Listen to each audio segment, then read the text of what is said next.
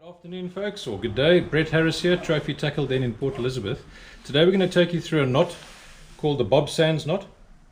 In my opinion, probably one of the slimmest profiles and strongest knots for joining braid onto mono line. Now I like to use it when I'm spinning, light tackle spinning setups, and although the nylon in spinning setups doesn't come back into the guides, it still is to me the best connection between braid and monofilament. Okay, so the Bob Sands knot is essentially, it's not actually a knot.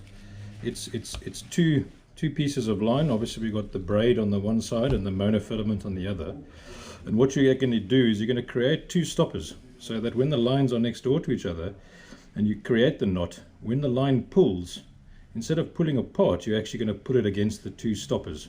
So there's no crossing over of lines that can actually cut into the braid or cut into the nylon. You're just creating two stoppers so that when the line and the braid are pulled together, you're just bringing the two stoppers. If the two stoppers on my thumb here, they just end up together, and that locks in the Bob Sands knot. Now there's a couple of knots on the market, variants of the Bob Sands, but I'm going to tie for you the one that I know. And let's have a look here. Right, so put your two lines side by side.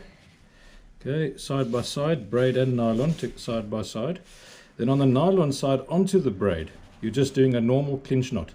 Now here I'm using 0.75. When you tie a clinch knot, always 0.7 and below, you do a 5 turn through the actual loop. With a 0.75 line, we're going to do 4 turns. So easy peasy. Let's just do it again. I create a loop by tucking the tag in behind the line and over the braid, and then I come through the loop and over the braid 4 times.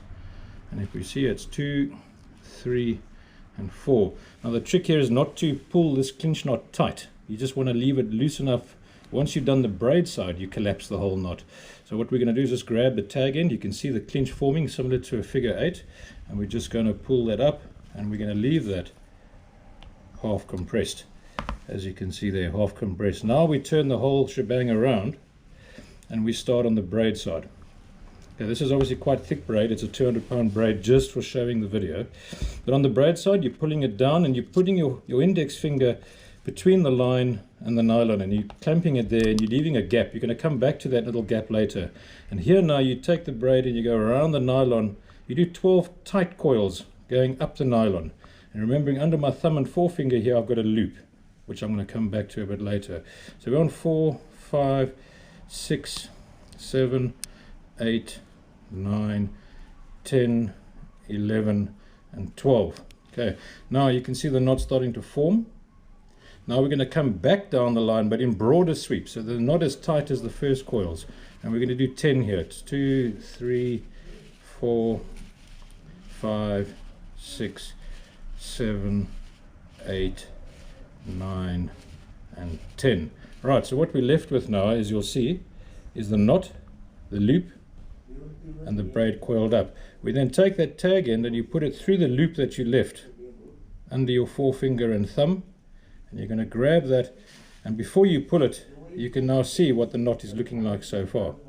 As you pull it, use your finger and your thumb again, your forefinger and your thumb, and just help the braid collapse on itself until it's nice and tightly coiled. So you're pulling at both ends until it's nice and tightly coiled. Now guys, I said this is pretty heavy line, just for the exercise of doing the demonstration.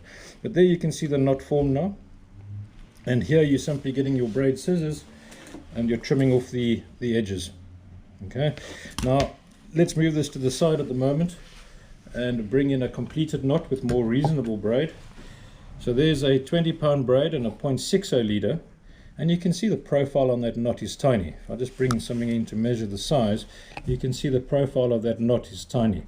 And when you're throwing lures and especially on lighter stuff, that just flies through the guides. Nice and simple. Bob Sands knot, or at least a variation of the Bob Sands knot, as we said earlier, excellent for lure fishing.